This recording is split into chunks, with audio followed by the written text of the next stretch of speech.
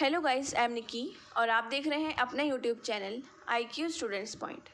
Guys, जैसा कि आपको पता है कि हमारे YouTube channel IQ students point पर आपको आपके कोर्सेज़ के अकॉर्डिंग क्लासेस प्रोवाइड की जा रही है। सो आज की जो हमारी वीडियो है वो सेकेंड ईयर फोर्थ सेमेस्टर के पॉलिटिकल साइंस ऑनर्स के स्टूडेंट के रिगार्डिंग है। और ऑनर्स के स्टूडेंट्स को पता है कि अभी उनका GP ग्लोबल पॉलिटिक्स सब्जेक्ट मैंने स्टार्ट करवाया है और इसकी फर्स्ट यूनिट का फर्स्ट टॉपिक भी कंप्लीट है। सो आज की वीडियो में हम राजनीति, संप्रभुता एवं क्षेत्रीयता पर बहस इस पर बात करेंगे। इसमें पढ़ेंगे, जानेंगे कि क्या क्या बताया गया है, किस चीज़ को इम्पोर्टेंस दी गई है और किस चीज़ के बारे में राजनीति, संप्रभुता और क्षेत्रीयता के बारे में बताया गया है। ठीक है स्टूडेंट्स, बाकी ऐसे करके आपके जो बाकी टॉपिक्स हैं इनको भी कंप्लीट कर लेंगे। सो आज का टॉपिक हम स्टार्ट करते हैं। Let's start. क्षेत्रीय एवं बहुपक्षीय समझौते। ठीक है ना, एक मतलब नॉर्मली ब्रीफली मैं आपको बताती हूँ कि क्षेत्रीय और बहुपक्षीय समझौते एक्चुअली में होते क्या है। देखो, क्षेत्रीय व्यापार समझौता जो होता है वो एक आर्थिक व्यापार समझौता जैसा ही होता है, जो किसी भी स्पेशल एरिया के अंडर में आने वाले दो या उससे ज़्यादा, या मतलब दो या दो तीन हो जाएं, तीन से ज़्यादा भी हो जाएं, देशों के बीच ट्रेड पर लगी जो पाबंदियां होती हैं, प्रतिबंध होते हैं, उसको कम करने के लिए यूज़ किए जाते हैं। इस टाइम में मतलब इस टाइम से आपको 2007 से मैं बताऊं तो 205 समझौते अभी तक हाल ही में देखे गए हैं और कुल समझौतों का लगभग 300 क्षेत्रीय व्यापार समझौता विश्व निर्यात संगठन में काम करता है। ये जो क्षेत्रीय व्यापार समझौते होते हैं वो अलग अलग रूपों में हैं, जिनमें से कुछ समझौते बहुत मुश्किल भी दिए जाते हैं और मुश्किल में जो लिए जाते हैं एग्जाम्पल के तौर पे यूरोपीय संघ, यूरोपियन यूनियन लिया जाता है, जबकि कुछ समझौते बहुत ईजिली भी देखे जाते हैं, जैसे एग्जाम्पल के तौर पे उत्तरी अमेरिका मुक्त व्यापार समझौता, north America free trade agreement. So students, आपका जो यूरोपीय संघ ये जो समझौता हुआ था इसमें क्या हुई थी, मेन बात मैं आपको बताती हूँ कि यूरोपीय संघ के माध्यम से ये जारी किया गया था और ये घोषणा की गई थी कि नेताओं ने मिलकर यूरोपियन यूनियन और चाइना के बीच निवेश संबंधी व्यापक समझौता यानी EU चाइना कम्प्रिहेंसिव एग्रीमेंट, ये नाम से जाना गया था, इस पर बातचीत करी थी और इस बातचीत में के जरिए एक आम सहमति बना ली गई थी। और बातचीत को आम सहमति के लिए इस चरण का नतीजा ये निकला कि इन रिलेशंस में जो राय और टिप्पणियां की गई थी वो एक मतलब उद्योग को शुरू करने के लिए बहुत ज़्यादा महसूस की गई थी कि हाँ ठीक है, ये सब चीज़ें बहुत परफेक्ट हैं। और दूसरा जो है उत्तरी अमेरिका मुक्त व्यापार समझौता, ये नॉर्मली आपका अमेरिका, कनाडा और मैक्सिको के बीच में हुआ था, जिसे नाफ्टा के नेम से भी जानते हैं। और आप स्टूडेंट्स को याद रखिएगा, ये इन फ्यूचर कोई भी कम्पिटिटिव एग्ज़ाम में पूछा जा सकता है। नाफ्टा की फुल फॉर्म आपको नीचे दे दी जाएगी, north American free trade agreement, आप ये याद रखिएगा। सो मैंने आपको ये बताया कि कनाडा, अमेरिका और मैक्सिको के बीच में व्यापार को लेकर ये किया गया था और इसमें ट्रेडमार्क और करेंसी को लेकर तीनों देश के बीच में व्यापार संबंधी काफ़ी नियम बनाए गए थे, करेंसी को लेकर और ट्रेडमार्क्स को लेकर। ठीक है, सो अब आपकी बात आती है, आगे हम चलें तो इसमें बहुपक्षीय व्यापार। देखो, एक तरीके से बहुपक्षीय व्यापार की बात की जाए तो समझौते एक साथ कुछ देशों के साथ किए जाते हैं और इसके लिए एक दूसरे की जो पॉलिसीज़ होती है उनको समझना स्टार्टिंग में तो मुश्किल होता है, लेकिन सिग्नेचर किए जाने के बाद ये बहुत प्रभावशाली हो जाती है। जैसे वो हो जाते हैं हस्ताक्षर कि हाँ, हमें ये जो समझौता है ये मंजूर है, इधर के देश ने उधर, उधर के देश ने इधर हस्ताक्षर कर दिए। सो उसके बाद इसमें आगे ये भी देखा जाता है कि बहुपक्षीय समझौते की जो सबसे बड़ी स्पेशलिटी होती है वो ये होती है कि सभी के साथ एक नॉर्मल और बिल्कुल इक्वल जो बिहेवियर है वो रखा जाता है और इसका कार्य क्षेत्र अंडर डेवलपमेंट कंट्रीज़ के लिए बहुत कम कम्पिटिटिव, मतलब एक तरीके से कंपैरिजन में ये हो जाता है कि अरे नहीं, अंडर डेवलपमेंट कंट्रीज़ हैं, इनको रहने दो, इनसे हम क्या कंपैरिजन करें, इनकी तो कोई वैल्यू नहीं है, वो ये बोलते हैं। ठीक है, सो उसके बाद बात आती है बहुपक्षीय संस्थाओं की। बहुपक्षीय संस्था, इसकी स्थापना 22 जुलाई 1944 को हुई थी। इसका आरंभिक उद्देश्य आर्थिक सहयोग के लिए एक मार्गदर्शक फ्रेमवर्क का निर्माण करना था जो वैश्विक मंदी से जूझ रहे देशों की आर्थिक नीतियों को मुश्किलों का सामना करने लायक बन सके। ठीक है, इसके साथ साथ ये भी देखा गया कि तभी से पूरे विश्व में, वर्ल्ड में नाटकीय रूप में एक एशिया देशों में लाखों गरीबों और गरीबी से बाहर निकाला जा सकेगा। IMF का मुख्य उद्देश्य, इसमें आपको IMF के बारे में पढ़ाया जाएगा। International monetary fund. International monetary fund क्या है ये आप आगे जानोगे। ये नहीं कि अब यहाँ से स्टार्ट हो गया तो आप यहीं जानोगे, आगे जानोगे कि इसके कार्य क्या है क्या नहीं है, ये क्यों बनाया गया है, ठीक है, ये सारी चीज़ें। इंटरनेशनल मॉनेटरी फंड का जो मेन काम है वो किसी भी तरीके की देश में आर्थिक प्रॉब्लम, जो इकोनॉमिकल प्रॉब्लम फेस करते हैं कोई भी देश, पूरी वर्ल्ड में कोई भी देश, तो उसकी हेल्प करना उसका मेन काम रहता है। इसके साथ ये इंटरनेशनल जो मौद्रिक प्रॉब्लम्स होती हैं, उसको मॉनेटरी जो प्रॉब्लम्स होती हैं उनमें समाधान करने के लिए एक मंच पर काम करता है, कि एक बहुत बड़े प्लेटफॉर्म पे काम करता है। और ये आर्थिक और इंटरनेशनल व्यापार में, जो इंटरनेशनल ट्रेड में बहुत ज़्यादा बढ़ोतरी होती है वो, और साथ में इसमें एक तरीके से रोज़गार का निर्माण, गरीबी कम करने की महत्वपूर्ण भूमिका भी ये निभाता है, ठीक है। IMF का जो मुख्य एक तरीके से उद्देश्य है वो वित्तीय स्थिरता के साथ जन सुविधा उपलब्ध कराना है, फाइनेंशियल स्टेबिलिटी के साथ पब्लिक फैसिलिटीज़ को उपलब्ध कराना है। IMF 185 देशों का संगठन है जो वैश्विक मुद्रा सहयोग, ग्लोब करेंसी कॉरपोरेशन, वित्तीय स्थिरता, फाइनेंशियल स्टेबिलिटी, अंतर्राष्ट्रीय व्यापार, इंटरनेशनल ट्रेड में बढ़ावा, बड़ी संख्या में रोजगार का सृजन, जॉब क्रिएशन एवं आर्थिक स्थिरता, इकोनॉमिक स्टेबिलिटी के लिए कार्य करती है। अब आप बोलोगे कि मैम IMF का काम नॉर्मली, अब तो आप हमें समझ में आ गया कि क्या है, कि ठीक है हेल्प करना है किसी इकोनॉमिकल फेस, अगर कोई देश सिचुएशन फेस कर रहा है तो उसके मेनली उसका काम है कि हेल्प करना है।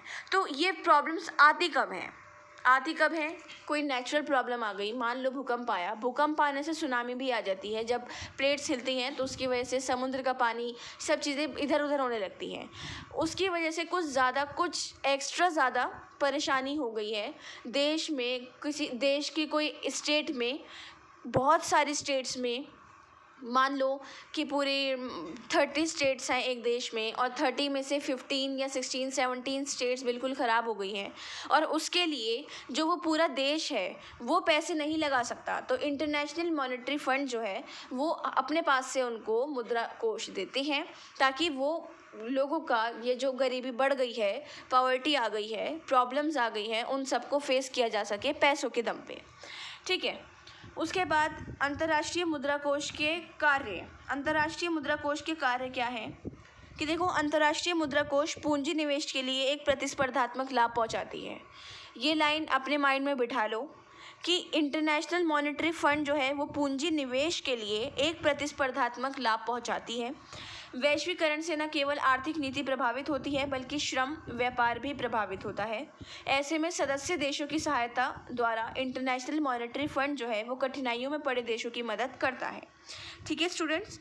यहाँ पर इन लोगों ने बात बता दी है कि श्रम व्यापार या पॉलिसीज़ पर भी ये प्रभावित होती है, और ऐसे सदस्य देश की सहायता इंटरनेशनल मॉनेटरी फंड कठिनाइयों में पड़े देशों की मदद करता है। इसके लिए ये नीति में सुधार हेतु संवाद या मंच के माध्यम से कार्य करती है। मैंने आपको अभी स्टार्टिंग में बताया कि एक बड़े प्लेटफॉर्म पे इंटरनेशनल मॉनेटरी फंड के नाम से काम करते हैं, ना कि किसी छोटे मोटे पद पर रहकर।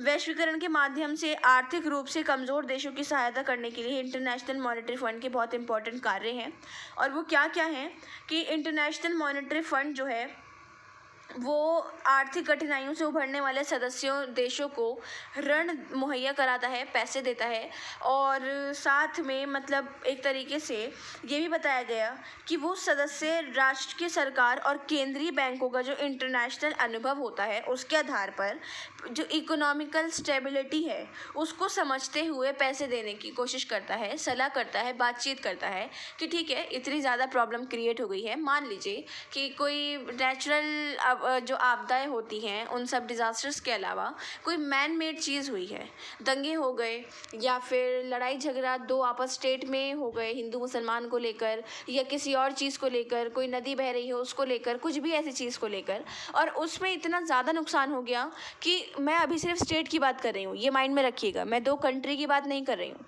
तो स्टेट की ये बात यहाँ पर आ गई है और इतना ज़्यादा नुकसान हो चुका है, तो देश अपने पास से इतना नहीं लगा सकता, वो कहेगा कि भाई बाकी स्टेट्स भी हैं, मुझे बाकी का भी देखना है। तो इन 2 स्टेट्स को संभालने के लिए कि वो उसको सही कर दें, उसकी जो बिल्कुल उसकी जो सभी सिचुएशन गिर चुकी हैं उसको उठा दे, तो उसके लिए इंटरनेशनल मॉनेटरी फंड हेल्प कर देता है। और अब बात आती है 2 देशों की। मान लीजिए हिंदुस्तान पाकिस्तान का ही सबसे बड़ा एग्जांपल ले लीजिए, यही ज़्यादा बेटर रहेगा कि जो नदी बहती है उस पर लड़ाई होती है, पाकिस्तान कहती है हमारी है, हिंदुस्तान वाले कहते हैं ये हमारी है। तो अब नदी पे तो किसका बस नहीं है, पानी तो भाई बह रहा है, जहाँ उसकी मर्जी वो जा रहा है, जाने दो उसको। तो इस बेस पर लेकर अगर लड़ाई होती है तो दोनों देशों की तरफ जो वहाँ पे स्टेट्स लगती है, हमारे इंडिया से जो स्टेट लगती हैं, पाकिस्तान से जो स्टेट लगती हैं, वहाँ पे इतनी लड़ाई हो गई है कि बहुत ज़्यादा जान माल का नुकसान हो गया है। और दोनों तरफ की कंट्री में से एक कंट्री, पाकिस्तान की या फिर हिंदुस्तान की, वो स्टेट को सही करने के लिए इतना पैसा नहीं है उनके पास कि वो लगा सके। जो बहुत ज़्यादा गरीबी बढ़ गई है, लोगों में नुकसान हो गया है, लोग ने अपने खो दिए, फैमिली खो दी, घर परिवार खो दिया, जो घर बने हुए थे वो टूट गए, सब हो गया। तो उसके बाद इंटरनेशनल मॉनेटरी फंड अपनी मदद से, अपने पैसे से ये बोलती है उस कंट्री को पैसे देकर कि आप इस स्टेट को सही कर लो और देन आप आपको लौटा देंगे। ठीक है। उसके बाद इन मुश्किल भरे समय में IMF द्वारा उठाए गए कदम, ये बात बहुत ही ज़्यादा इम्पॉर्टेंट है कि इस मुश्किल भरे समय में जैसे कि मतलब अभी की बात करें, कोविड से पहले की बात करें, और भी बहुत ऐसी प्रॉब्लम्स क्रिएट हुई हैं। कोविड से पहले दंगे चल रहे थे, दंगों में भी बहुत जान माल का नुकसान हुआ था। तो इस बहुत मुश्किल भरे समय में इंटरनेशनल मॉनेटरी फंड ने क्या कदम उठाए? IMF द्वारा ऋण मुहैया करना, प्रोवाइडिंग लोन थ्रू IMF, कि इन लोगों ने यहाँ पर ये बात बोली है कि IMF अपने ऋण देने की व्यवस्था, जो उनका सिस्टम है, उसमें सहयोगी सदस्य देशों को मजबूत बनाने की कोशिश कर रहा है। इसने अल्प अवधि तरलता सुविधा की व्यवस्था की है, जिसके ज़रिए से आर्थिक मंदी से बाहर आने वाली जो प्रगतिशील बाजार व्यवस्था वाले देश हैं उनको मदद की जा सके। अंडर डेवलपमेंट कंट्रीज़ की यहाँ नॉर्मली बात हो रही है। ठीक है। उसके बाद इन्होंने ये बोला कि इसमें उन देशों को भी सहायता देने की कोशिश करेंगे जो ईंधन या खाद्य संकट से प्रभावित हैं। खाद्य संकट से प्रभावित कब हो सकते हैं? कोई नेचुरल जो डिसास्टर आया उसकी वजह से बहुत ज़्यादा नुकसान हो जाता है। आप जानते हैं क्या होता है कि लोग बहुत, आपने देखा होगा मूवीज़ में या फिर जो नेचुरल डिज़ास्टर्स आते हैं उनकी वीडियोस भी काफ़ी वायरल हो जाती हैं कि एरोप्लेन से ऊपर से लोगों को खाना दिया जाता है, कि बहुत प्रॉब्लम्स क्रिएट हो जाती हैं, नीचे बीमारियां बढ़ जाती हैं पानी की वजह से, भूकंप की वजह से। तो इन सब चीज़ों में भी वो बाकी वहाँ की जगह देखकर, हालात देखकर, सिचुएशंस देखकर वो मुहैया करा सकते हैं। हाल ही में संस्था ने सदस्य देशों की जो भूमिका है उसको देखते हुए एक जो मूल्यांकन होता है उसको प्रस्तुत किया। मूल्यांकन इवैल्यूएशन जो होता है उसको अगेन दिखाया कि एक और इवैल्यूएशन निकाला जो ये बताता है कि ये संस्था इंटरनेशनल इकोनॉमिकल सिस्टम को अपनी मदद देने के लिए कितना ज़्यादा सार्थक रहा है और कहाँ सुधार की आवश्यकता है और कहाँ आवश्यकता वाले देशों की कितनी आर्थिक सहायता मिल पाई है। मेन ये है बताने का कि जिनके पास पैसा है, सबसे एग्जाम्पल पे लेने सबसे ऊपर अमेरिका वाली बात आती है, तो अमेरिका कितना इनको देता है, क्या करता है, क्या नहीं करता है, वो वाली चीज़ें बताई गई हैं। सेकंड है वैश्विक आर्थिक संतुलन में सहायता करना, helping the global economic imbalance. ठीक है। IMF ने जो आर्थिक सेवा है उसमें सुधार के लिए माइक्रो इकोनॉमिक पॉलिसी के तहत सदस्य देशों का मार्गनिर्देशन करने का अनेक कदम उठाए। माइक्रो इकोनॉमिक पॉलिसी मैंने अगेन रिपीट कर दिया है। इसने जो इंटरनेशनल लेवल होता है उस पर आपकी इकोनॉमिकल सिचुएशंस को एनालाइज किया और मतलब एनालाइज करते हुए ये बताया कि जो इंटरनेशनल फाइनेंशियल सिस्टम है उसको एक दूसरे से जोड़ दो। अब यहाँ पे जोड़ने का क्या फ़ायदा है? इन्होंने क्यों जोड़ा? इकोनॉमिकल और फाइनेंशियल दोनों ज़रूरी है। जो आपका एक तरीके से आर्थिक स्थिति है उसको वित्तीय स्थिति से जोड़ना बहुत ज़्यादा ज़रूरी समझा इन लोगों ने। और इसमें वैश्विक आर्थिक शक्ति वाले जो राष्ट्रों को सबसे ज़्यादा समझने के बाद बहुत सारे देशों को पूरी अर्थव्यवस्था पर उसका प्रभाव पर एक नया निर्देश जारी कर दिया था। थर्ड है गरीबी निवारण के लिए कार्य करना। गरीबी निवारण के लिए कार्य करना, वर्किंग फॉर पॉवर्टी एलिविएशन। ठीक है। इसमें क्या बताया कि आज विश्व की जो कुल जनसंख्या है वो करोड़ों में है और करोड़ों लोग ऐसे हैं जिनका डेली 5 या 1 पर अपना जीवन निर्वाह करना पड़ता है, $1। $1 की बात कर रही हूँ, 5 नहीं, 5 ये पुरानी बात है, मैंने आपको पुरानी बता दी है, सॉरी। $1 की बात यहाँ हो रही है, उस पर निर्वाह करना पड़ता है और करोड़ों लोग कुपोषण का शिकार हैं। इस गरीबी आय वाले देश में IMF की भूमिका में चेंजेस आए हैं, क्योंकि इन देशों में जो आर्थिक वृद्धि हुई है और वे परिपक्व हो रहे हैं, इंटरनेशनल मॉनेटरी फंड का जो सेंटर है, मतलब उनका, कि आज भी वही है, आर्थिक स्थायित्व और वृद्धि और उन आधारों की खोज जिससे गरीबी को कम किया जा सके। सबसे पहला मकसद इनका यही रहा है कि कोई ऐसी चीज़ की खोज करना जिससे गरीबी को कम किया जा सके, पॉवर्टी को कम किया जा सके। क्यों किया जा सके? क्योंकि इन्होंने अभी बोला कि करोड़ों के लोगों की तादाद में हर एक इंसान की जो आज निर्वाह जो वो कर रहा है वो $1 पे कर रहा है। $1 इंडिया के हिसाब से लगाया जाए तो आपके 74-75 रुपीज़ आते हैं। आप खुद सोच सकते हैं कि यहाँ पर इन्होंने क्यों ये वाली बात बोली है कि पॉवर्टी इतनी बढ़ती जा रही है कि वो $1 75 रुपीज़ क्या कर लेंगे? कुछ नहीं कर सकते। आजकल बच्चे ही 500-500 रुपये, 1000 रुपये सिर्फ ऐसे ही खाने में उड़ा देते हैं, बाकी घूमना फिरना तो उनका अलग ही होता है। उसके बाद 4th है आपका IMF के नियमों में सुधार करना। IMF के नियमों में सुधार मई 2008 में इसे सदस्य देशों ने एक द्विवर्षीय पैकेज की व्यवस्था की थी, और जिसमें इंटरनेशनल मॉनेटरी फंड में जो सदस्य देश हैं उनके रिप्रेजेंटेटिव को सुधार करने के लिए बोला गया था कि भाई अपने अंदर सुधार करो ताकि इसको अच्छे से चलाया जा सके। और ये खुद कोशिश कर रही है कि वो कोष को ज़्यादा से ज़्यादा राजस्व कहाँ और किस प्रकार से उपलब्ध करा सके। मतलब मेनली काम देखना इन्होंने ये शुरू करा नियमों में सुधार करने में कि हम ये कोशिश करें कि ज़्यादा से ज़्यादा किसको ज़रूरत है और हम कहाँ हेल्प कर सकते हैं। ठीक है।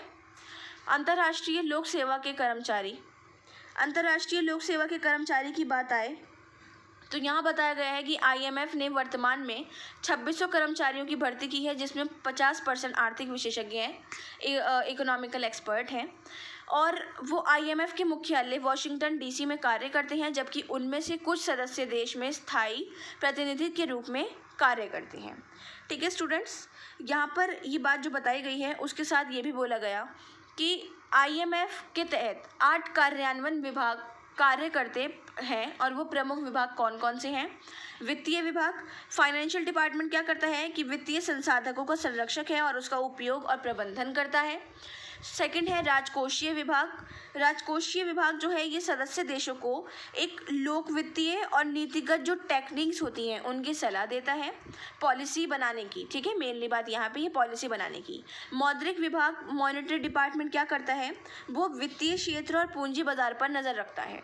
ये रखना बहुत ज़्यादा ज़रूरी है, क्योंकि अगर वो नहीं रखेगा तो इनको धोखा भी हो सकता है, इनको फ़ायदा भी हो सकता है, नुकसान भी हो सकता है, सब कुछ हो सकता है। 4th है विधि विभाग। विधि विभाग जो है ये कार्यपालिका बोर्ड और कर्मचारियों को विधि संबंधित मामलों में सलाह देता है। लॉ या फिर लीगल जो डिपार्टमेंट होते हैं ये उसमें हेल्प करता है सबसे ज़्यादा। रणनीति विभाग, जो आपका रणनीति विभाग है वो IMF के वित्तीय संसाधनों के यूज़ में और उन पर कंट्रोल करने के लिए काम करता है। शोध विभाग, रिसर्च डिपार्टमेंट जो है गरीबी कहाँ है कहाँ नहीं है, पैसे को कैसे यूज़ करना है, सब पे रिसर्च करता है। सांख्यिक विभाग आपका इंटरनेशनल लेवल पर पद्धतियों को स्वीकार करता है और मानकों का निर्धारण करता है। और साथ में इकोनॉमिकल और फाइनेंशियली जो आपकी स्टैटिस्टिक्स हैं उनके प्रदर्शन के लिए टेक्निक्स की सहायता यूज़ करता है, प्रदान करता है और बताता है। और लास्ट है IMF एक संस्था के रूप में, IMF एज एन इंस्टीट्यूशन एक सूक्ष्म अर्थव्यवस्था एनालाइज करने के लिए, पॉलिसी को एनालाइज करने के लिए सदस्य देशों में अधिकारी और IMF के सदस्यों का प्रशिक्षण उपलब्ध कराता है। ओके, अब बात आती है अंतर्राष्ट्रीय मुद्रा कोष की गतिविधियाँ एवं कार्य।